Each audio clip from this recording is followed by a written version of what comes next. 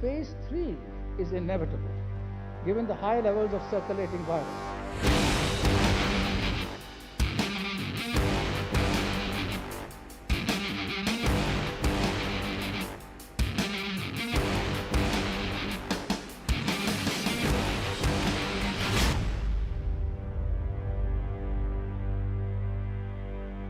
Right. So as we talk about the second wave that we still continue to battle, the numbers are rising. They continue to rise. Over 4 lakh cases have been recorded in a single day with about 3,980 deaths.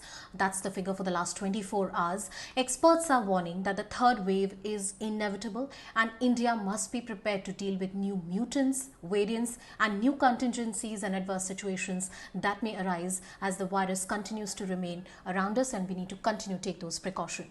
India breached the grim landmark of recording over 4 lakh cases and over 3,900 deaths in the last 24 hours. States like Maharashtra, Karnataka, Kerala continue to be the highest contributors. Amidst the second wave, you have Professor K. Vijay Raghavan, the government's principal scientific advisor, saying that the third wave is inevitable. However, no one can predict when it will hit India.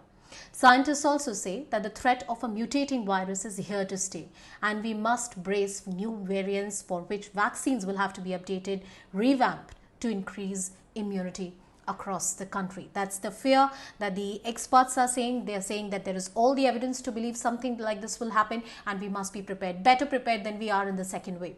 My colleague Runjhun Sharma will get us more details on that story and give us more perspective about what to expect in the next few days. Runjhun, take us through what the experts are warning.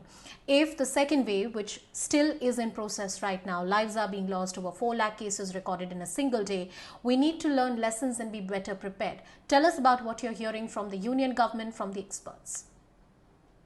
Anusha, one thing which is becoming more and more clear now is that COVID appropriate behavior is going to be a part of our lives. Wearing masks, following physical distancing, and of course, washing your hands, sanitizing your hands time and again.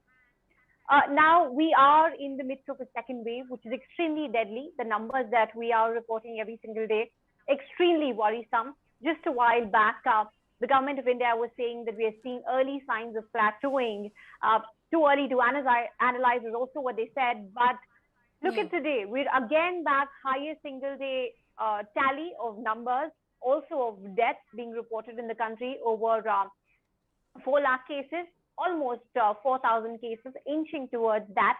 And remember, these are just the reported numbers. Experts warn that these numbers could be much more than that. The actual picture of the outbreak is much inflated than what we're seeing. Many people are simply unable to get their RT-PCR test done simply because the labs are overstretched at this time.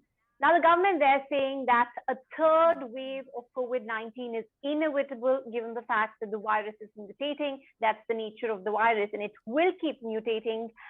They haven't yet given a timeline as to when we'll see the third wave, but many experts that we have been speaking to are pointing out somewhere in October is when the third wave could be expected in the country. What's important is that people be extremely aware of that, but not just people, the governments as well, because we've seen that the healthcare infrastructure just broke with the sheer number of cases we saw in the second wave. We're still seeing those numbers, Anusha. So the government needs to be better prepared. Of course, the people now it becomes a part of our lifestyle, COVID appropriate behavior, like I just pointed out. Experts can't stress enough on that. And of course, vaccinations. The hope really is that India will have more vaccines in its kitty in the coming few days. The indigenous vaccine makers will ramp up their vaccine supplies, and in a month or so, we'll be in a much comfortable position, and more eligible people, which is 18 to 44, will be able to get themselves inoculated. Fingers crossed. We hope that becomes true, that we have a better immunity, better protection, because every day thousands of people are losing their life to this deadly virus. Thousands of families are being affected. And as my colleague Runjhun said, that the medical health infrastructure, the system in the country has completely collapsed by the sheer number of cases that have been reported in the last few days.